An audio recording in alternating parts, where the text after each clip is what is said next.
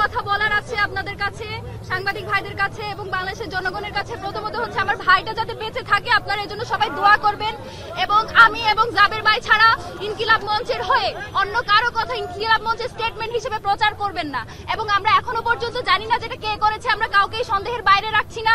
এটা খুব শীঘ্রই জানা যাবে, যেহেতু ডক্টর ইউনূস এই ব্যাপারে আমাদের সাথে যোগাযোগ করেছেন, তাদের এই ব্যাপারে তারা সঠিক সিদ্ধান্ত নিচ্ছেন বা সেই ব্যাপারে ওনাদের প্রসিডিওর চলমান। আমরা সেটা আগামী 24 ঘন্টা তাদেরকে টাইম দিয়েছি, 24 ঘন্টার মধ্যে তারা আমাদেরকে জানাবে। আমাদের ভাই, আমরা এখন শুধু এটুকু আশাবাদী, যেহেতু আমাদের উসমান ভাই একেবারে জিরো থেকে একেবারে কার্ডিয়াক অ্যারেস্ট থেকে আল্লাহ তাকে আমাদের কাছে তার জীবনটা দান করেছেন, আমরা আশাবাদী যে তাকে সুস্থভাবে আমাদের কাছে ফিরিয়ে দিবেন। এখনো পর্যন্ত তিনি আশঙ্কা মুক্ত নন। সেই জায়গা থেকে আমরা আপনাদের কাছে সকলের কাছে দোয়া করি, আপনারা দলমত নির্বিশেষে যারা মনে করেন যে বাংলাদেশের স্বাধীনতা সার্বভৌমত্বের সাথে উসমান হাদির বেঁচে থাকা জরুরি, আপনারা সবাই আমার ভাইয়ের জন্য দোয়া করবেন। আজকে আমরা আসলে এত কিছু বলার মতো পরিস্থিতিতে নাই, যেহেতু অনেক গুজব ছড়াচ্ছে, অনেক নেগেটিভ বিল্ডিং এর চেষ্টা করা হচ্ছে।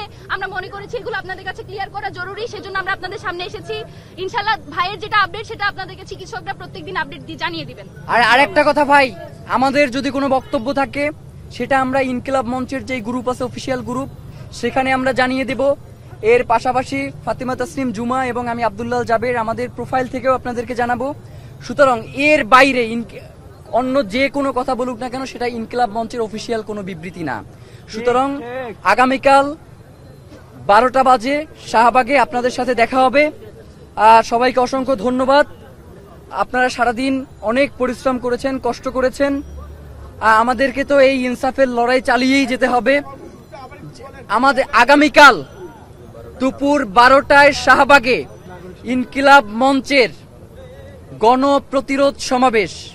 আপনাদের সবাইকে সেই সমাবেশে সামিল হওয়ার জন্য উদারত আহ্বান জানাচ্ছি। বাংলাদেশ জিন্দাবাদ, ইনকিলাব জিন্দাবাদ।